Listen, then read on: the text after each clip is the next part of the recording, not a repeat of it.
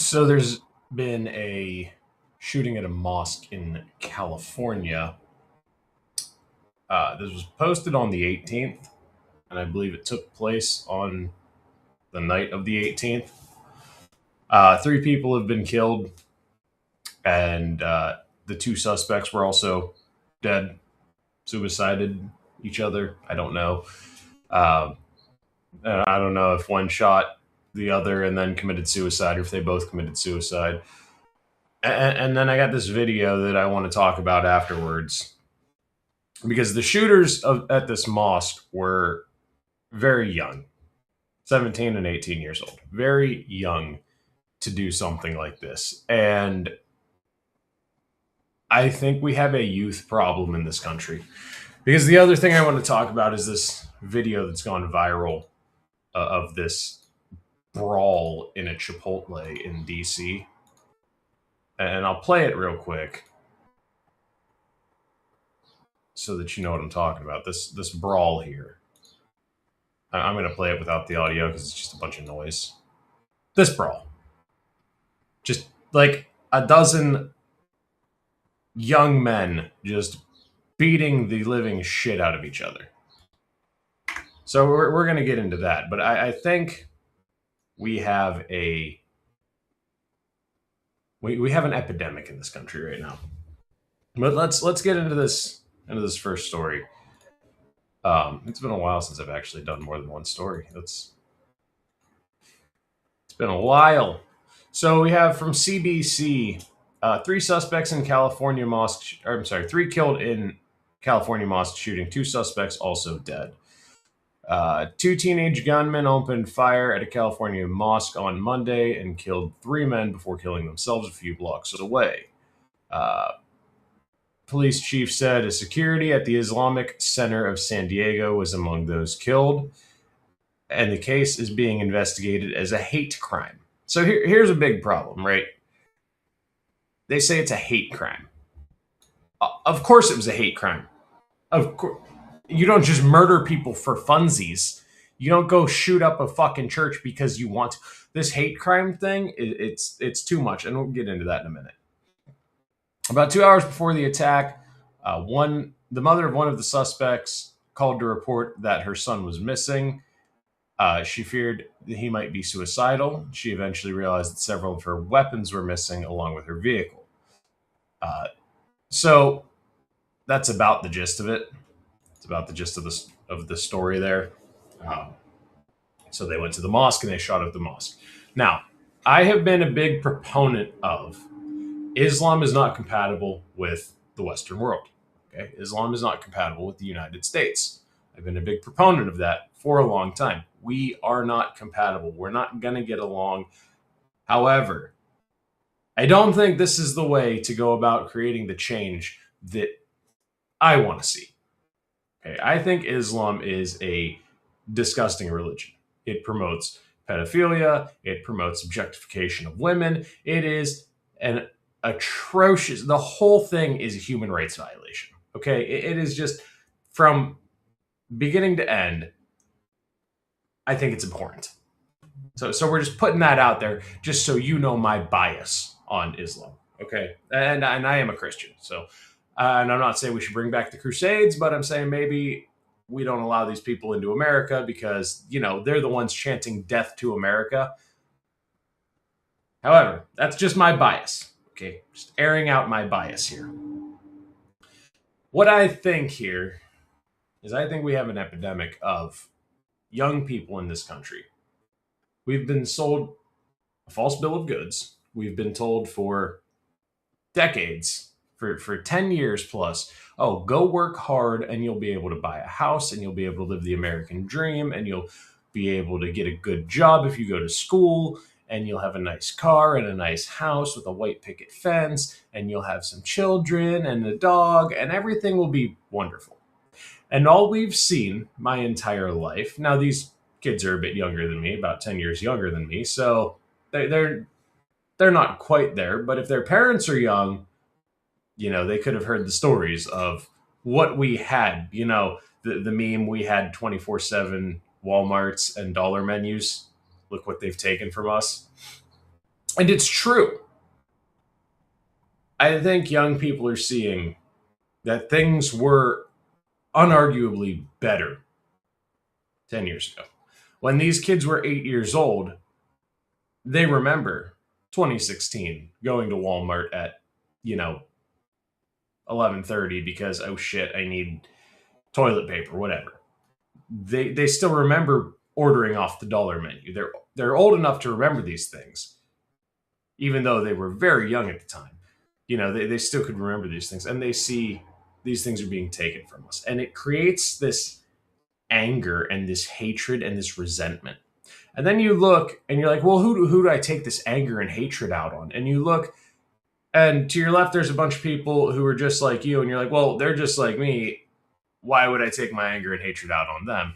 And then you look to your right, and here's this group of people that chants death to America. And you're like, well, fuck them. They're probably the cause of this. And no, they're not. But you understand how easily it is for a young person to come to that conclusion. They come to that conclusion so easy. Hey, this group of people is responsible for this because they hate the way we live, so it must be them that's destroyed it. No, it's not. But it's very easy to see how one would come to this conclusion. Or possibly they were Christians and they were like, yeah, no, the Muslims are bad. We need to get rid of them. We're going on a crusade.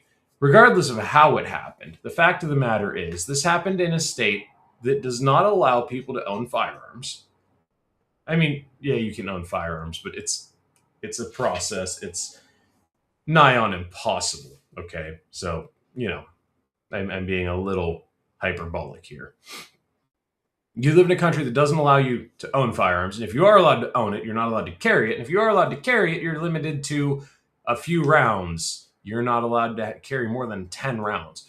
If you need to engage two targets, two gunmen, and all you have is 6 rounds, it's probably not going to end in your favor.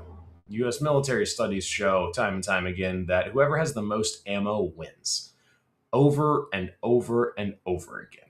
So when I run my Glock on my gun belt, it's a 20 round mag that I'm running. I'm not running a 15 round. My main mag is a 20 round mag, and then I have 17 round mags on my belt. And that's for two reasons. One, if you have a Glock 17 and you're shooting with me, we have mag interchangeability. My 20 round mag isn't interchangeable, but my 17 round mag is. And two, the more ammo you can carry, the more likely you are to win the fight. That's why I carry an extra mag. The military says 7 mags, 6 on you, 1 in the gun. I carry 7 on me, 1 in the gun. It's for my rifle. It's simply more ammo equals win. When you're in a church, a mosque, a community center, whatever it was, because I've heard conflicting reports that it was like an Islamic community center, and then I've heard that it was a mosque. So I don't know if it was a community center with a mosque attached, and maybe everyone was in the mosque, or if it was like, we have where I live, we have a community center, and it's just basically a big gymnasium. Even when you're in these places, though, you need to be armed. Now, in states like California, obviously, that's damn near impossible. So you're a sitting duck. In states where you can't buy tourniquets and body armor, even, what do? The only option you have is to sit there and take it. Now, I live in a free state, so I can do, whatever. I carry a tourniquet with me every day. I carry a medical kit with me every day. I carry a gun with me every day. I refuse to live in a state like California where I would be forced to be a victim. I won't even go to California. I won't go to New York. I won't visit these states it's just unconstitutional what they do. But I think we have a youth epidemic. Getting lost in the weeds a little bit here. Bringing it back. I think we have a youth epidemic.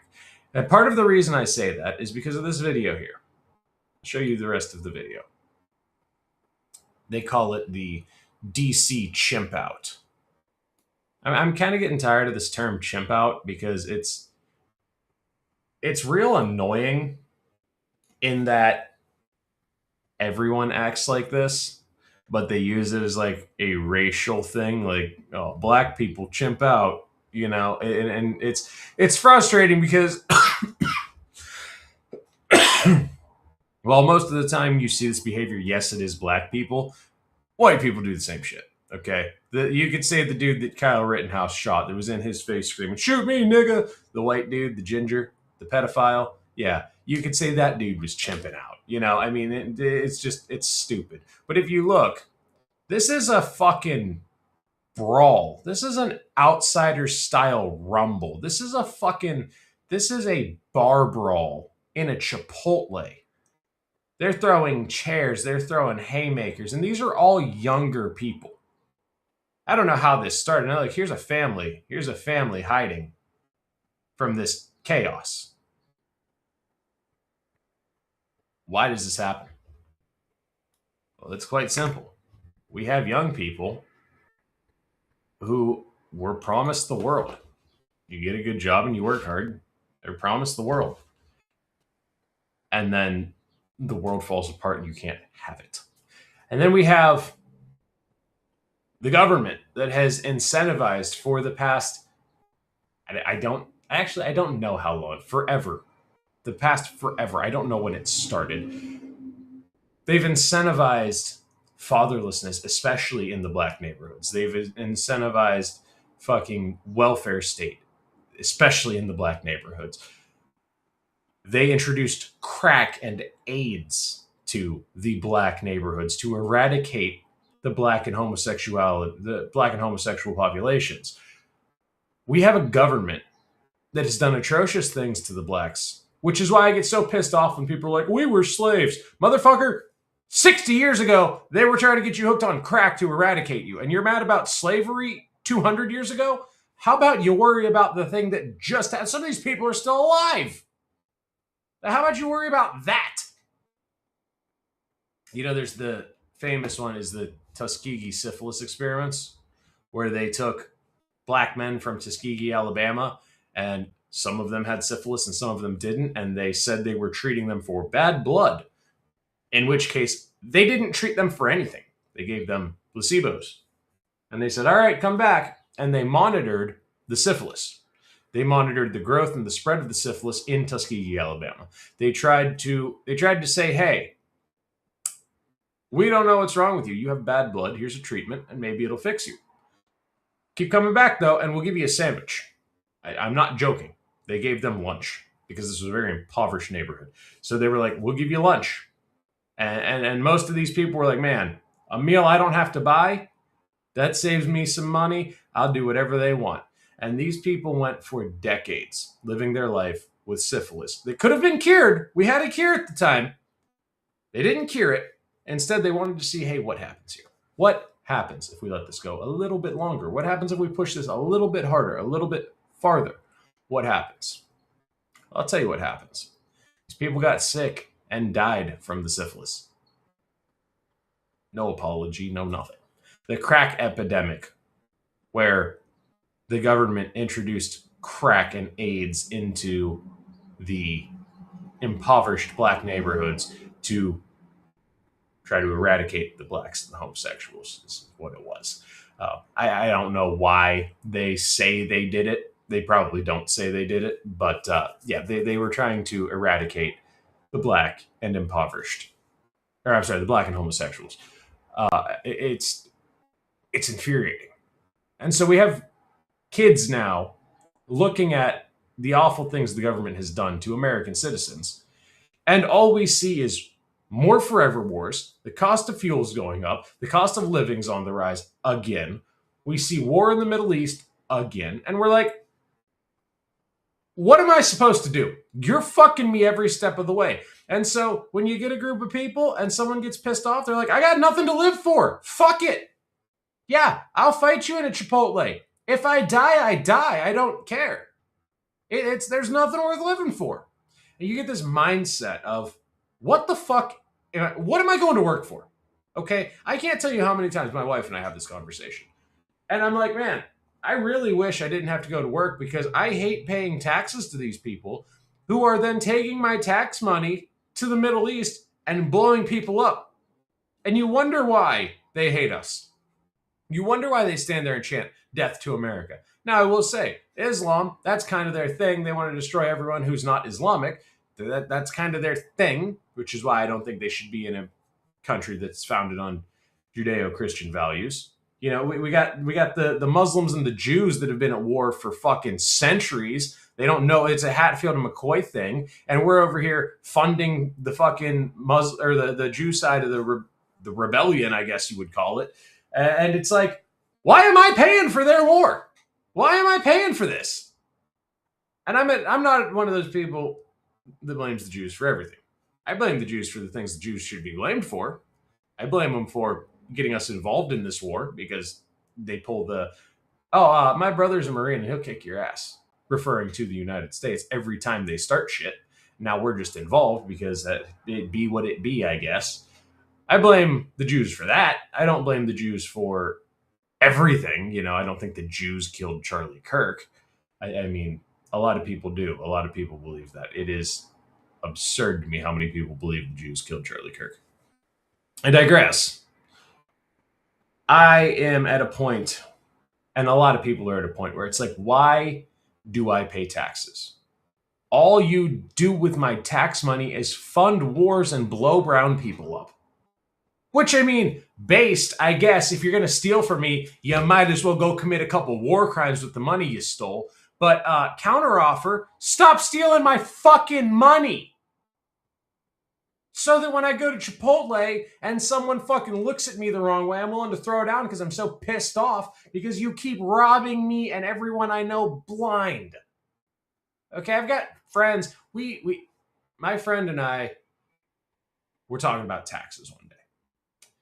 And my friend pays almost $1,000 a month in taxes on income alone.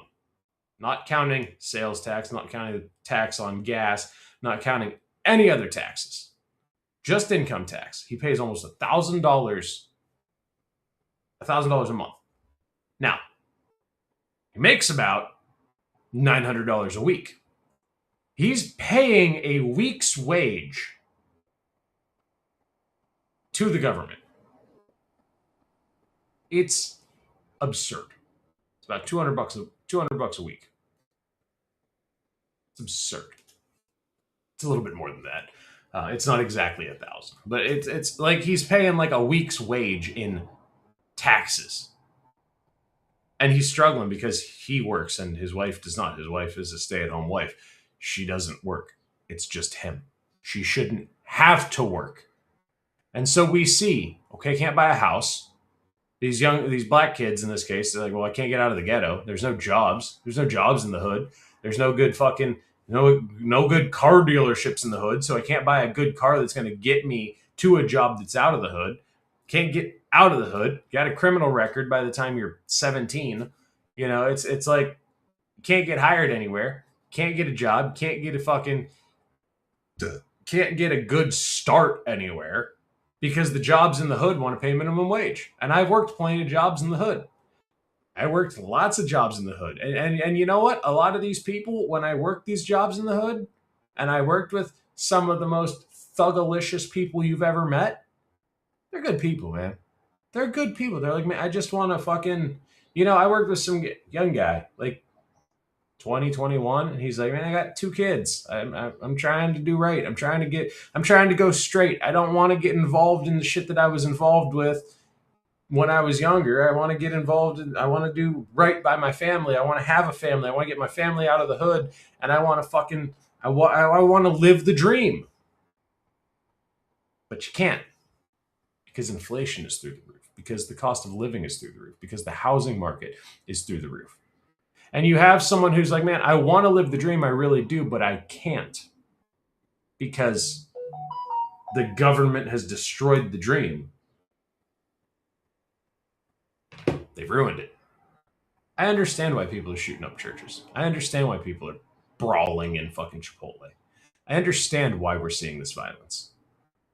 It's nothing but hatred and division, and it's because of the government. The government is causing this for a reason. You think they don't want us fighting each other when every single one of them is on the fucking Epstein list in some form or fashion? You think they don't want us distracted, throwing hands with each other in fucking Chipotle? You think they don't want us beating the shit out of each other over Pokemon cards at Walmart? You think that's not playing right into their plan? You think that's not exactly what they want from you and me? I've been watching videos of these Pokemon scalpers turned into brawls. Then what they do is they go buy up all the Pokemon merchandise from a store as quick as they can, and they get into brawls with other people that are trying to do this, because what they're going to do is they're going to sell the stuff for a very small profit, but a profit nonetheless. I watched a dude get slammed on his head over some Pokemon cards. I watched a woman get punched in the face over some Pokemon cards. People are getting the shit beat out of them over fucking Pokemon cards. Because I can't get ahead, so I might as well try this hustle. I don't care about Pokemon. It's a kid's game, and I don't care if children are able to enjoy it, but I might as well get in on this scalping thing, and maybe I'll make a little bit of money on the side. And they don't. You always lose out because these people are sleeping on the fucking they're sleeping on the sidewalk outside of Walmart, calling off work for 2 days to get all this stuff when it comes in. You're not getting ahead, okay? But I don't care if I go to jail. I can't live. I'm trying to make some money doing this. I don't care if I get arrested for assault. Who gives a fuck? They'll probably drop the charges and I'll be out in a day. We are at a point in society where no one cares, and everyone's willing to throw down over anything. So I guess with that, all I have to say is fucking be nice to people, because you don't know who's unhinged. You really don't. But yeah, that's all I got for you. So let's see you in the next one, I guess. I hope it gets better. I sure do. I am hopeful, but I am not optimistic right now. I'll tell you that. I hope this thing gets better. I really do. I hope these gas prices come down. I hope people stop trying to fucking kill each other. It's getting intense out there. It really is. But anyway, that's all I got for you. I'll see you.